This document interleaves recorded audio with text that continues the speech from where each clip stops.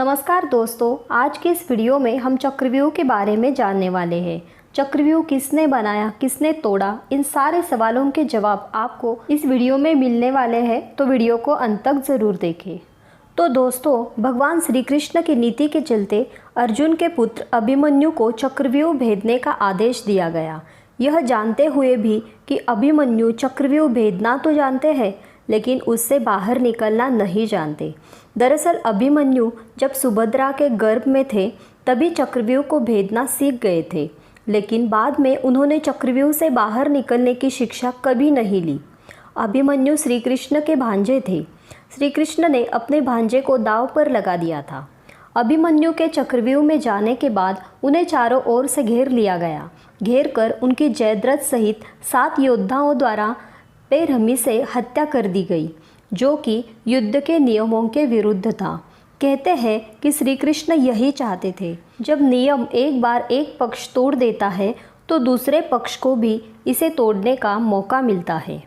तो दोस्तों, पहले ये जान लेते हैं कि चक्रव्यूह क्या होता है। युद्ध को लड़ने के लिए पक्ष या विपक्ष अपने हिसाब से व्यूह रचना करता है। व्यूह रचना का अर्थ है कि किस तरह सैनिकों को सामने खड़ा किया जाए। आसमान से देखने पर यह व्यूह रचना दिखाई देती है।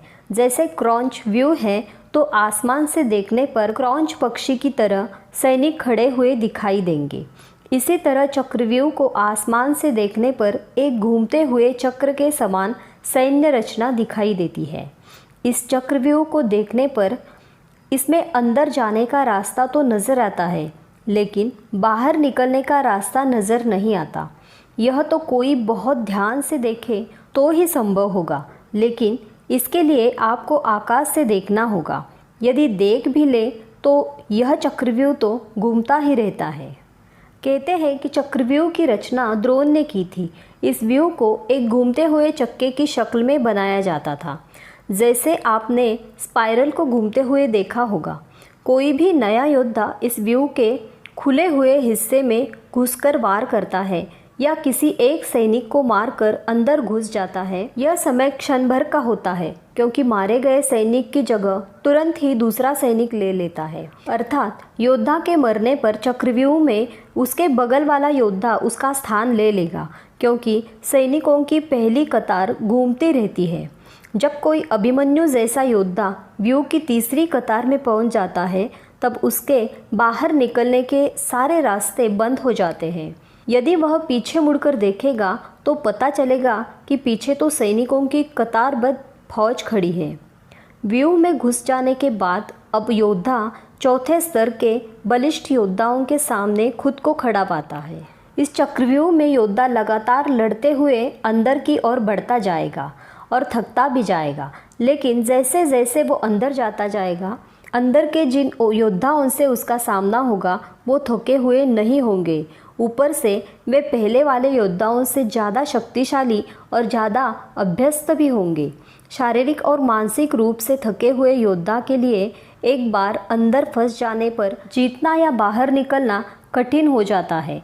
अभिमन्यु के साथ भी ऐसा ही हुआ होगा। कैसे फंसे थे वो चक्रव्यूह में। कोई भी योद्धा व्यूह की दीवार तोड़कर अंदर जाने के लिए सामने वाले योद्धा को मारकर अंदर जाने का प्रयास करेगा, लेकिन वह तभी अंदर जा पाएगा जबकि मारे गए योद्धा की जगह कोई दूसरा योद्धा न आ पाया हो। इसका मतलब यह है कि उसे सामने खड़े योद्धा को मारकर तुरंत ही अंदर घुसना होगा, क्योंकि मारे गए योद्धा की जगह तुरंत ही दूसरा योद्धा लड़ने के लिए आ जाता है। इस तरह यह दीवार कभी टूटती ही नहीं है। दीवार को तोड़ने के लिए ठीक सामने वाले योद्धा को मारकर अंदर के योद्धा को भी मारते हुए अंदर घुसना होता है। लेकिन नया या अनभिज्ञ योद्धा अगल बगल के योद्धाओं से लड़ने लग जाता है। अभिमन्यु चक्रव्यूह में घुसना जानता था। उसने सामने वाले योद्धा को मारा और बहुत ही थोड़ी सी देर के लिए मिली खाली जगह से वह अंदर घुस गया। घुसते ही यह जगह फिर से बंद हो गई, क्योंकि मारे गए योद्धा की जगह किसी अन्य योद्धा ने ले ली थी। अभिमन्यु दीवार तोड़ते हुए अंदर तो घुस गया, लेकिन वह पीछे यह भी देख पाया कि दीवार पुनः बंद हो गई है। अब इससे बाहर निकलना मुश्किल होगा। यह दीवार पहले की अपेक्षा और मजबूत होती है। प्रारंभ में यही सोचा गया था कि अभिमन्यु व्यूह को तोड़ेगा और उसके 7 अन्य योद्धा भी उसके पीछे से चक्रव्यूह में अंदर घुस जाएंगे। लेकिन जैसे ही अभिमन्यु घुसा और व्यूह फिर से बदला और पहली कतार पहले से ज़्यादा मजबूत हो गई, तो पीछे के योद्धा भीम, सात्यकी, नकुल, सहदेव कोई भी अंदर घुस ही नहीं पाए। जैसा कि महाभारत में द्रोणाचार्य भी कहते हैं कि लगभग एक ही साथ 2 योद्धाओं को मार गिराने के लिए बहुत कुशल धनुर्धर चाहिए।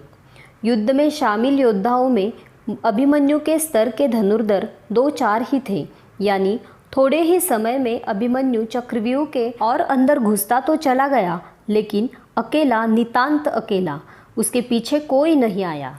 जैसे जैसे अभिमन्यु चक्रव्यूह के मध्य में पहुंचते गए, वैसे वैसे वहां खड़े योद्धाओं का घनत्व और योद्धाओं का कौशल उन्हें बढ़ा हुआ मिला, क्योंकि वे सभी योद्धा युद्ध नहीं कर रहे थे, बस खड़े थे, जबकि अभिमन्यु युद्ध करता हुआ मध्य में पहुंचता है।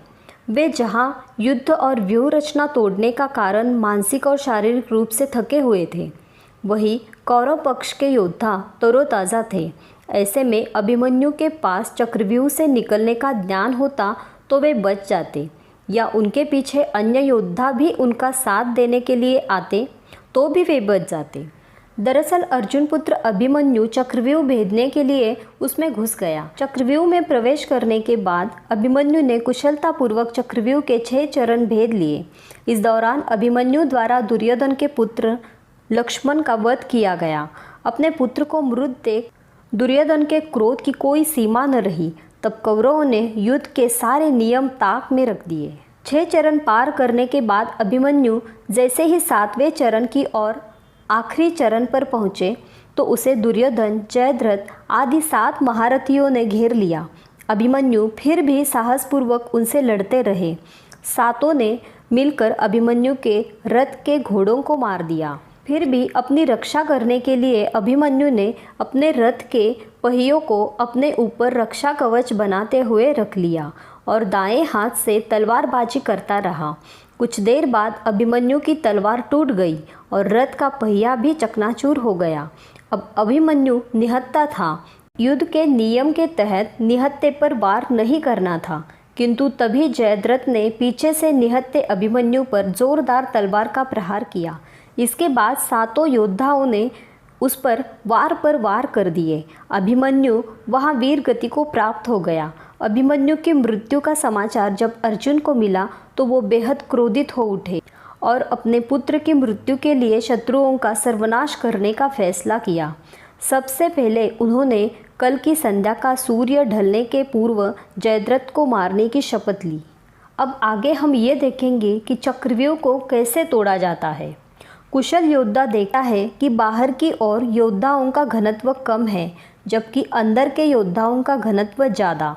घनत्व को बराबर या कम करने के लिए ये ज़रूरी होगा कि बाहर की ओर खड़े अधिक से अधिक योद्धाओं को मारा जाए। इससे व्यूह को घुमाते चलाते रखने के लिए अधिक से अधिक योद्धाओं को अंदर से बाहर धकेलना होगा। इससे अंदर की तरफ योद्धाओं का घनत्व कम हो जाएगा। इस व्यूह की रचना में योद्धाओं के स्थान परिवर्तन से ये पूरा घूम निश्चित ही एक कुशल योद्धा को यह भी मालूम होता है कि घूमते हुए चक्रव्यूह में एक खाली स्थान भी आता है जहाँ से निकला जा सकता है। यह भी कि वह अपने बल से हर कतार के एक एक योद्धाओं को मारते हुए बाहर निकल आए।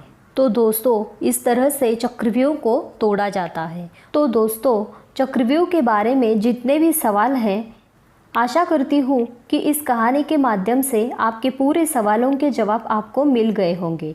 तो इसी तरह की जानकारी पाने के लिए सीक्रेट ऑफ विक्ट्री को ज़रूर सब्सक्राइब करें। वीडियो पसंद आई हो तो लाइक करें, शेयर करें। धन्यवाद।